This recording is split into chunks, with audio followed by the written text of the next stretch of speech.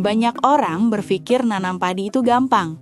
Sawah ada, air ada, bibit ditanam, dan tinggal nunggu panen.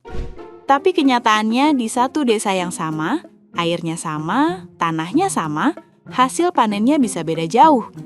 Perbedaannya bukan di keberuntungan, tapi cara dan urutan budidayanya. Pertama, persiapan lahan. Budidaya padi yang baik selalu dimulai dari lahan. Sebelum menanam, sawah perlu diolah. Tanah dibajak atau dicangkul supaya gembur dan rata.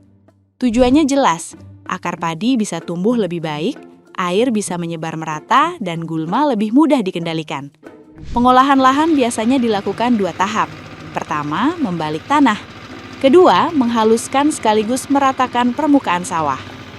Kedua, pemilihan benih. Setelah lahan siap, baru bicara soal benih. Gunakan benih padi yang bermutu dan bersertifikat. Benih seperti ini punya daya tumbuh lebih tinggi dan hasilnya lebih seragam. Benih direndam air sekitar 1 hari. Benih yang tenggelam biasanya bernas. Setelah itu, benih diperam sampai mulai berkecambah. Langkah ini membantu pertumbuhan lebih cepat dan serempak.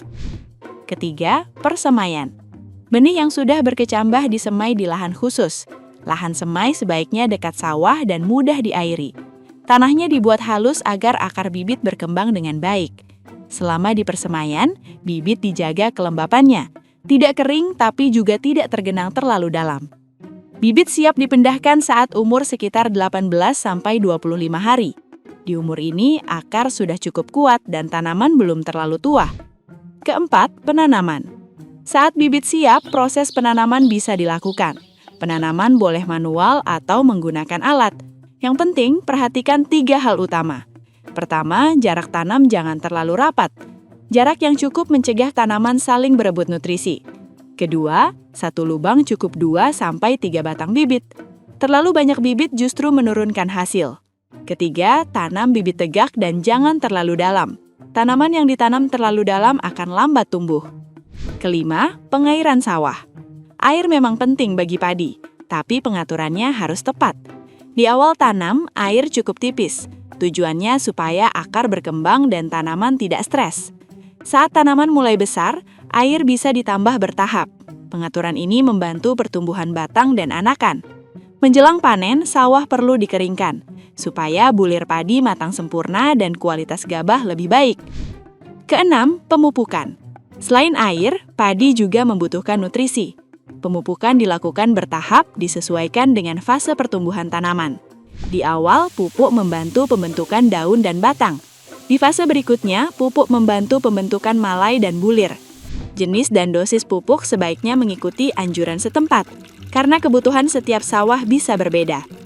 Ketujuh, gulma dan hama. Gulma adalah pesaing utama padi, terutama di awal pertumbuhan. Jika dibiarkan, gulma akan mengambil air dan nutrisi. Akibatnya, pertumbuhan padi terhambat. Penyiangan bisa dilakukan manual atau menggunakan alat. Yang penting dilakukan sejak dini. Untuk hama dan penyakit, lakukan pengamatan rutin. Jika ada serangan, kendalikan seperlunya dan sesuai dosis. Lebih baik mencegah sejak awal daripada mengatasi saat masalah sudah besar. Kedelapan, panen. Padi siap dipanen saat sebagian besar bulirnya menguning. Biasanya sekitar 90% malai sudah kuning. Batang mulai mengering dan gabah terasa keras saat ditekan. Ini tanda padi sudah cukup matang. Panen terlalu cepat menghasilkan gabah hampa. Dan panen terlambat juga membuat gabah mudah rontok. Budidaya padi tidak rumit jika dilakukan berurutan dan konsisten. Mulai dari lahan, benih, penanaman, perawatan, sampai panen. Semuanya saling berkaitan. Hasil panen yang baik bukan datang dari langkah yang terburu-buru, tapi dari proses yang benar sejak awal.